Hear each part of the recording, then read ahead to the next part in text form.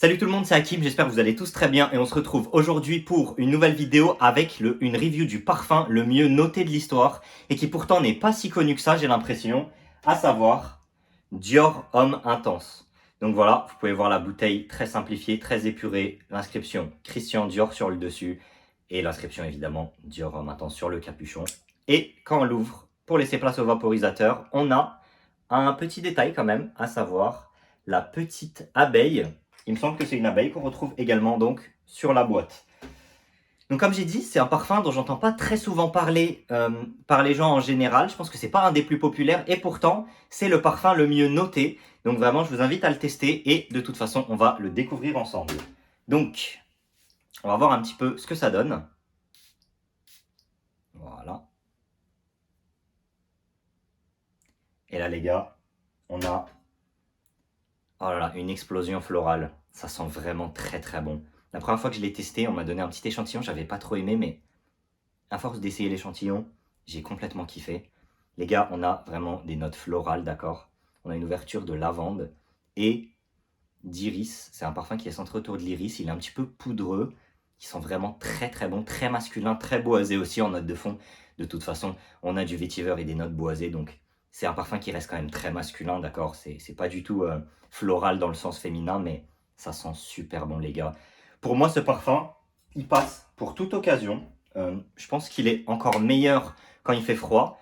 Et peut-être pour une situation un petit peu plus intime, peut-être un date ou quelque chose comme ça, c'est encore mieux. Mais pour moi, franchement, ça passe dans toutes les situations parce que ça va attirer des compliments de part et d'autre, partout où vous allez. Je pense que même on peut le porter au bureau, en cours.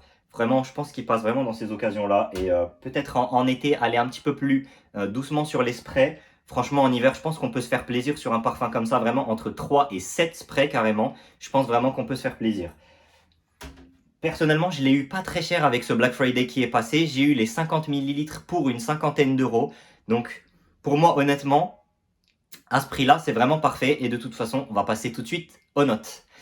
Donc, pour la projection de ce parfum, je vais mettre 8 sur 10. On a un parfum qui projette vraiment bien.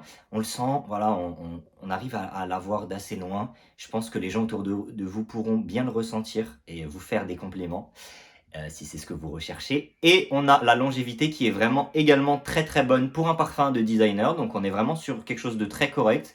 Pour la longévité, je vais mettre un 7 sur 10.